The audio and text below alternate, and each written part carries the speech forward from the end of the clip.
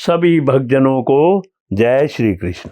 श्री सुखदेव जी कहते हैं, परीक्षित, वसुदेव नंदन भगवान श्री कृष्ण और बलराम जी ने ग्वाल बालों के साथ राजपथ से मथुरा नगरी में प्रवेश किया।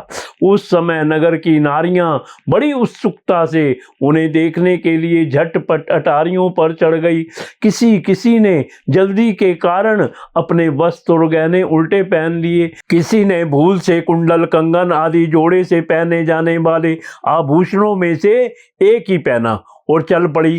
कोई एक ही कान में पत्र नामक आभूषण धारण कर पाई थी, तो किसी ने एक ही पांव में पायजेब पहन रखा था। कोई एक ही आंख में अंजन आंज पाई थी और दूसरी में बिना आंजे ही चल पड़ी। कई रमणियां तो भोजन कर रही थी, वे हाथ का कोर फेंक कर चल पड़ी। सबका मन उत्साह और आनंद से भर रहा था। कोई कोई उबटन लगवा रही थी, वे बिना स्नान किए ही दौड़ पड़ी। जो सो रही थी वे कोलाहल सुनकर उठ खड़ी हुई और उसी अवस्था में दौड़ चली। जो माताएं बच्चों को दूध पिला रही थी, वे उन्हें गोद से हटाकर भगवान श्री कृष्ण को देखने के लिए चल पड़ी। कमल नयन भगवान श्री कृष्ण मतवाले गजराज के समान मान बड़ी मस्ती से चल रहे थे। उन्होंने लक्ष्मी को भी आनंदित करने वाले अपने श्याम सुंदर विग्रह से नगर नारियों के नेत्रों को बड़ा आनंद दिया और अपनी विलासपूर्ण प्रगल्भ हंसी तथा प्रेम भरी चितवन से उनके मन चुरा लिए। मथुरा की स्त्रियां बहुत दिनों से भगवान श्री कृष्ण की अद्भुत लीलाएं सुनती आ रही थी। उनके चित्त चिरकाल से श्री कृष्ण के लिए चंचल व्याकुल हो रहे थे। आज उन्होंने उन्हें देखा। भगवान श्री कृष्ण ने भी अपनी प्रेम भरी चितवन और मंद मुस्कान की सुधा से सींचकर उनका सम्मान किया। परीक्षित, उन स्त्रियों ने नेत्रों के द्वारा भगवान को अपने हृदय में ले जाकर उनके आनंदमय स्वरूप का आलिंगन किया। उनका शरीर पुलकित हो गया और बहुत दिनों की विरह व्याधि शांत हो गई।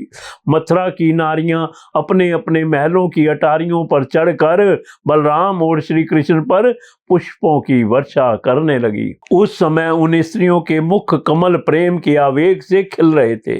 ब्राह्मण, क्षत्रिय और वैश्यों ने स्थान स्थान पर दही, अक्षत, जल से भरे पात्र, फूलों के हार, चंदन और भेंट की सामग्रियों से आनंद मगन होकर भगवान श्री कृष्ण और बलराम की पूजा की। भगवान को देखकर सभी पुरवासी आपस में कहने लगे, धन्य है, धन्य है। गोपियों ने ऐसी कौन सी महान तपस्या की है जिसके कारण वे मनुष्य मात्र को परमानंद देने वाले इन दोनों मनोहर किशोरों को देखती रहती हैं। इसी समय भगवान श्री कृष्ण ने देखा कि एक धोबी जो कपड़े रंगने का काम भी करता था उनकी ओर आ रहा है। भगवान श्री कृष्ण ने उससे धुले हुए उत्तम उत्तम कपड़े मांगे। भगवान ने कहा, भाई, तुम हमें ऐसे वस्त्र दो जो हमारे शरीर में पूरे पूरे आ जाएं। वास्तव में हम लोग उन वस्त्रों के अधिकारी हैं, इसमें संदेह नहीं है कि यदि तुम हम लोगों को वस्त्र दोगे तो तुम्हारा परम कल्याण होगा।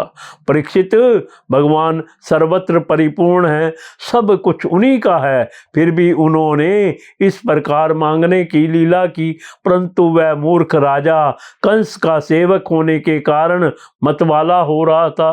भगवान की वस्तु भगवान को देना तो दूर रहा, उसने क्रोध में भरकर आक्षेप करते हुए कहा, तुम लोग रहते हो सदा पहाड़ और जंगलों में, क्या वहां ऐसे ही वस्त्र पहनते हो? तुम लोग बहुत उदंड हो गए हो, तभी तो ऐसी बढ़ बढ़ कर बातें करते हो। अब तुम्हें राजा का धन लूटने की इच्छा हुई है।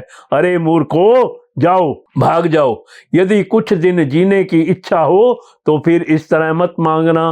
राज कर्मचारी तुम्हारे जैसे उछंकलों को कैद कर लेते हैं, मार डालते हैं और जो कुछ उनके पास होता है छीन लेते हैं। जब वह धोबी इस प्रकार बहुत कुछ बहक बहक कर बातें कहने लगा, तब भगवान श्री कृष्ण ने तनिक कुपित होकर उसे एक तमाचा जमाया और उसका सिर धड़ाम से धड़ से नीचे आ गिरा। यह देखकर उस धोबी के अधीन काम करने वाले सब के सब कपड़ों के गट्ठर वहीं छोड़कर इधर उधर भाग गए।